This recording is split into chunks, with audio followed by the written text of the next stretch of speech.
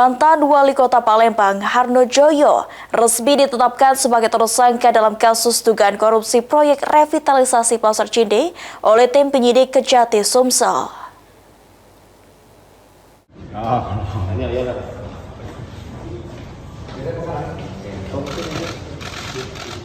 Mantan Wali Kota Palembang Harno Joyo ditetapkan sebagai tersangka oleh tim penyidik Kejati Sumsel dalam kasus dugaan tindak pidana korupsi terkait proyek revitalisasi Pasar Cinde.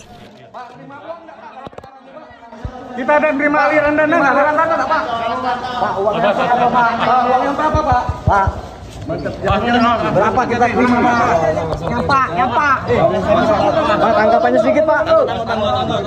Hari ini saya ditetapkan tersangka. Ini mungkin salah satu bentuk saya sebagai pimpinan tanggung jawab terkait dengan pembangunan pasar. Pak, terima duit tak, Pak? Aliran, Pak, uang, Pak?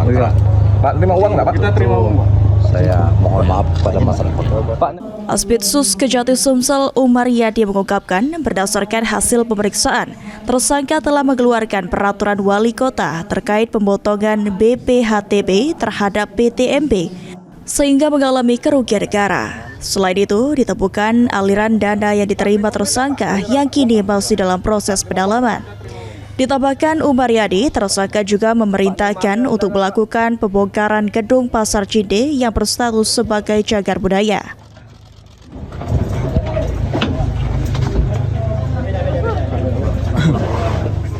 Tersangka H juga memerintahkan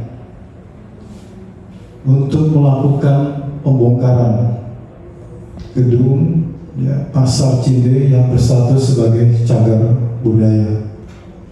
Jadi tim penyidik Kejaksaan Tinggi Sumatera Selatan sampai hari ini masih terus melakukan pendalaman terkait aliran dana yang sangat merugikan masyarakat untuk melakukan penelusuran juga aset untuk pengembalian kerugian keuangan negara. Penyidik Kejati Sumsel kini telah menetapkan total 5 orang tersangka dalam kasus tersebut. Saat ini Harno Joyo dilakukan penahanan selama 20 hari ke depan di rutan Pak Jo Palembang untuk kepentingan penyidikan. Lutfi Pal TV.